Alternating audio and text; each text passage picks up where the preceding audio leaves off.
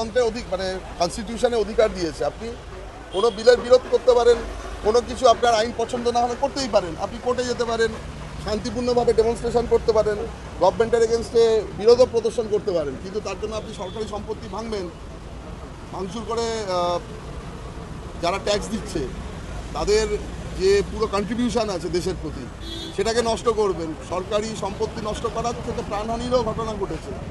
আপনি আগের বার দেখেছেন যে মাননীয় বিচারপতিদেরও এরা ছাড়েনি। তো এই বিলটা যখনই পাস হয়ে যাবে, এতদিনের গুন্ডামি বাঁদরামি একদিনে ঠিক হয়ে যাবে। এরাই দেখবেন বন্দে মাতরমও গাইবে গোলাপ ফুল নিয়ে, প্রশাসনিক আধিকারিক এবং পুলিশকেও দেখবেন গ্রিট করছে।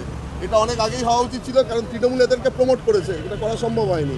এটা হয়ে যাওয়ার পরে আপনাদের ওপরে অনেক সময় অত্যাচার নেমে এসছে, বিভিন্নভাবে আপনাদের ওপরে অ্যাটাক করেছে, কেউ আর এই সাহস পাবে না। তারা আপনাদের বরং যা যা আগে ক্ষতি করেছিল দেখবেন যে সেটা করা তো দূরের কথা, করলে ওদের থেকেই টাকা কেটে দিয়ে ওদের সম্পত্তি থেকে আপনাদের ফেরত দেওয়া অনেক অনেক আগে হওয়া উচিত ছিল। আর দ্বিতীয় বিলটাও ভেরি ভেরি ইম্পর্টেন্ট। এক দেশে একই আইন ব্যবস্থা হওয়া উচিত। এই বিলে সবথেকে উপকৃত হবে মুসলিম মহিলারা, সংখ্যালঘু মহিলারা, যারা বাড়িতে এই যে দিনের পর দিন কিছু বলতে পারে না। আজকে 4:30 পরে আমাদের প্রেস ক্লাবে একটা সাংবাদিক সম্মেলনও আছে, যেখানে আমাকে আহ্বান করা হয়েছে। প্রচুর মুসলিম মহিলা আসবেন এটা সমর্থনে। এটাও অনেক আগে হওয়া উচিত ছিল।